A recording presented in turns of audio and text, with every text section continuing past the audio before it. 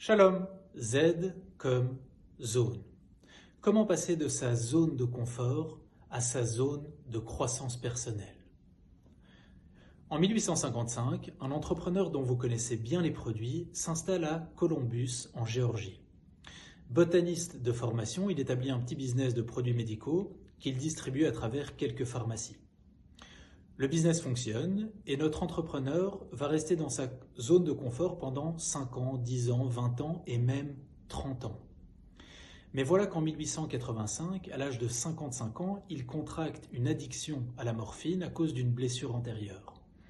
Sa réaction, 1. Au début, il trouve toutes sortes d'excuses pour ne pas la traiter. Ensuite, il accepte de se remettre en question et il imagine même la recette d'un produit qui pourrait le soulager. Et 3, il finira par se lancer dans la commercialisation de sa boisson qui va faire un carton. En sortant de sa zone de confort, John Pemberton vient de lancer Coca-Cola. Cette histoire montre bien le processus par lequel on passe tous obligatoirement pour accéder à notre zone de croissance personnelle. Au début, on trouve toutes sortes d'excuses pour ne pas sortir de notre zone de confort. Ensuite, on accepte de nous remettre en question et d'acquérir les skills, l'expertise qui va nous permettre d'aller plus loin. Et enfin, on accède à sa zone d'évolution personnelle. Dans le Tanakh, dans la tradition d'Israël, on connaît bien un personnage qui parcourt très exactement le même cheminement.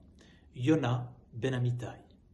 Pendant très très longtemps, Yona œuvre dans sa zone de confort, dans une géographie qu'il connaît très bien, Milev Ochamat Adayama Rava, pour le compte de quelqu'un qui connaît très très bien, Yerovam ben Navat.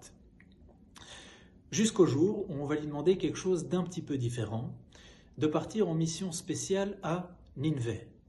Même réaction, au début, il s'enfuit et il trouve toutes sortes d'excuses pour ne pas y aller. Alken kidamti livroach tarshisha. Ensuite, il accepte, après plusieurs péripéties, de se remettre en question et de regarder un petit peu plus loin. Osif lehabit elechal kochecha. Et enfin, il devient comptable pour sa mission. Odarbaim yom veninve nehepachet. C'est très exactement le même procédé par lequel Yona va passer. À ceci près que le texte rajoute un détail très intéressant dont l'industrie du développement personnel ne parle jamais. Même quand on est sur les rails, il y a des petites choses qui peuvent nous faire tomber. Il y a des petites choses qui peuvent nous démoraliser complètement. Vatach et akikayon vayivash. Dans le cas d'Yona, malgré tous les obstacles qu'il a surmontés, c'est un ver de terre qu'il a mis à terre. C'est un ver de terre qui a causé la chute d'un préau qui lui faisait un petit peu d'ombre, qui a fait chuter le grand Yona ben Amittai. Vaïchalet nafsho lamut, et il a voulu tout abandonner. En bref, on passe tous par le même processus pour accéder à notre zone de croissance personnelle. Et 2, on a beau être un rocher de courage et de résilience, il y a des petites choses qui peuvent nous faire tomber.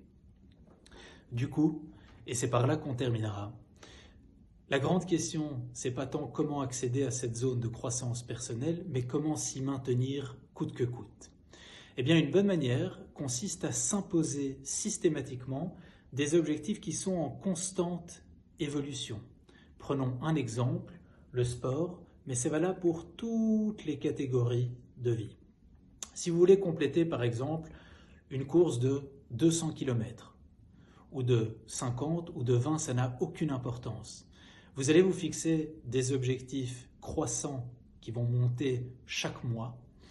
Eh bien, le fait de faire ça, ce mécanisme sera particulièrement utile parce que 1, ça va vous obliger à surmonter les petites excuses pour ne pas y aller, et 2, ça va nous obliger à aller systématiquement acquérir les nouvelles skills, l'expertise de plus pour passer systématiquement au niveau supérieur.